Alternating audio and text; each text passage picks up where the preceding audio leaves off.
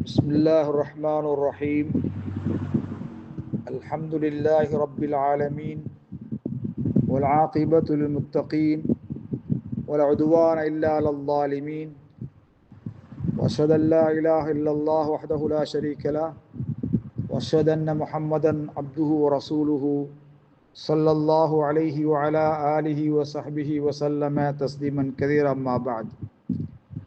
கண்ணியத்துக்குரிய சகோதரர்களே, தொழுகை முடிந்ததற்கு பிறகு பல மனிதர்கள் பள்ளியிலே முசாஃபஹா கைலாக செய்வதை நாம் பார்த்திருக்கின்றோம்.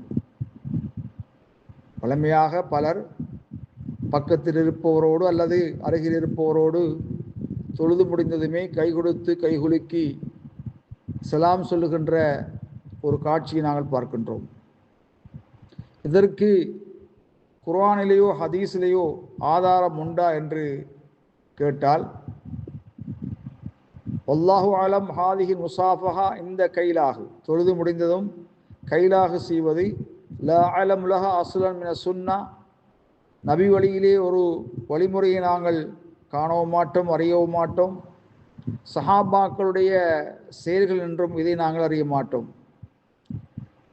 ஆனால் ஒரு மனிதன் இதா ஃபஅலஹா பஅத ஸலா லா அலா சபீலி அன்னஹா மஷ்ரூஅத்துன், அது மார்க்கமாக்கப்பட்டது என்ற வழிமுறையில் அன்றி தொழுகைக்கு பின்னால் ஒரு மனிதன் அதை செய்தானேயானால் ஃபலா பஅஸ பிஹி, அது தவறில்லை.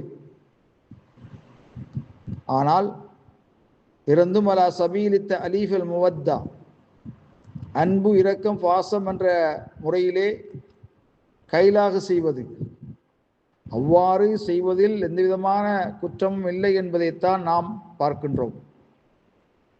ஏனென்றால் மனிதர்கள் அதை வளமையாக்கி கொண்டார்கள் என்ற வகையிலே யாராவது அன்னஹா சுன்னா, அது நபி வழி என்று நம்பி அதை செய்தார்களேயானால் லா எம்பகை, ஹதீஸிலே அதை உறுதி செய்யும் வரை அதை செய்வது அவசியமாகாது. அது சுன்னா என்பதை நாம் அறிய மாட்டோம். வல்லாஹு அலம் பிஸ்ஸவாப்.